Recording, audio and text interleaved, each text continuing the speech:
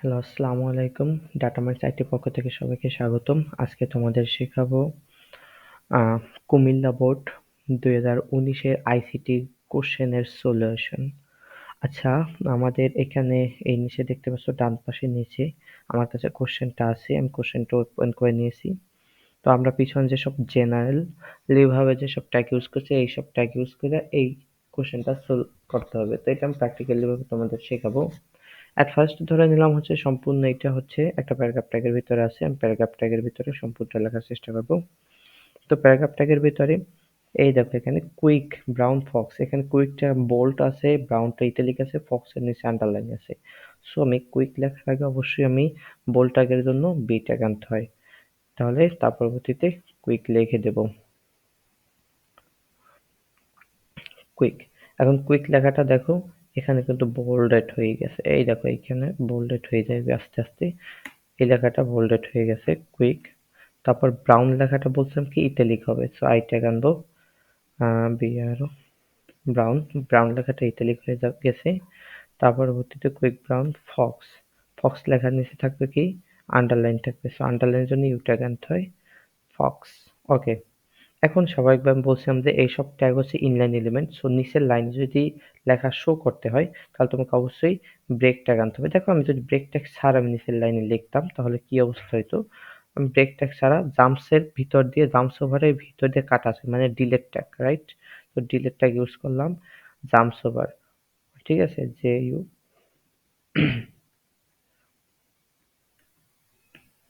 রামসোভার। দেখো লেখাটা কিন্তু সামনাসামনি চলে আসছে। সো এটা আমি বলছিলাম ইনলাইন এলিমেন্ট, ইনলাইন এলিমেন্টের কারণে লেখার সামনাসামনি চলে আসবে। লেখাকে যদি নিচে আনতে হয় তাহলে তোমাকে অবশ্যই ব্রেক নামক একটা ট্যাগ দিতে হবে। ওকে, ব্রেক ট্যাগ দেওয়ার পরে লেখাটা নিচে চলে আসছে।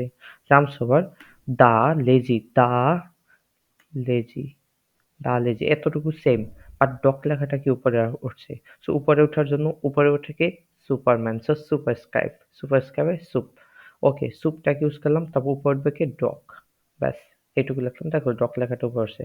সো আমি যেহেতু আবার নিচের লাইন যাবো, সো আমাকে আবার ব্রেক ট্যাগ ইউজ করতে হবে। ব্রেক ট্যাগ ইউজ করলাম, তারপর নিচের লাইনে দেখবো কি লেখা আছে। দেখো and, and then, and then, then কিন্তু নিচে আছে। সো অ্যান্ড স্বাভাবিক লেখা আছে, অ্যান্ড দেন নিচে আছে।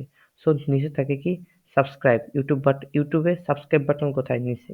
সো ইউটিউবে সাবস্ক্রাইব বাটন নিচে, সো সাবস্ক্রাইব থাকবে নিচে, সাব বাটন, সাবস্ক্রাইবের কোন ট্যাগ, সাব ট্যাগ। ওকে, সাব ট্যাগ ইউজ করলাম, সাব ট্যাগ ইউজ করলাম। তারপর লেখা এখানে সাব ট্যাগের ভিতরে কি থাকবে, দেন। ব্যাস, দেন লেখা। ওকে, তার পরবর্তী এখন দেখো দেন লেখার নিচে চলে আসছে। তার পরবর্তীতে ইট ফল, ইট ফল, এই লেখাটাকে ভালোভাবে তাকাই দেখো, ইট ফল লেখাটা কিন্তু bolded plus italic. So bolded plus italic এরকম যদি কোথাও থাকে তোমাকে অবশ্যই যে কোনো একটা টাকা আগে আনতে হবে। ধরো বোল্ড ট্যাগটা আমি আগে আনলাম, তারপরে ইটালিক ট্যাগ আনতে হবে।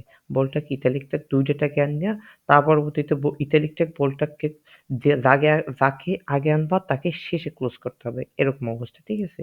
সো এখানে ইট ফল, এফ-এ-এল-এল, ফল। দেখো লেখাটা কিন্তু বোল্ড প্লাস ইটালিক দুইটা হয়ে গেছে। তো আমি লেখাটা ইট ফলের পরে লেখাটা আমি চাচ্ছি কোথায়, নিচে নিয়ে আসতে।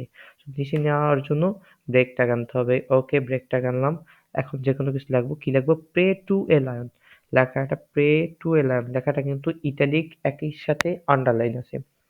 সো তুমি যে কোনো একটা ট্যাগ ইউজ করতে পারো, যেহেতু সম্পূর্ণটা ইটালিক এবং সম্পূর্ণটা আন্ডারলাইন করা। সো তুমি আগে যে কোনো ট্যাগ আনতে পারো। ইউ ট্যাগ ধরো আনলাম, উইটাকের ফলে কি হবে, নিচে আন্ডারলাইন আসবে এবং লেখাটা ইটালিক, এর জন্য আই ট্যাগ আনলাম।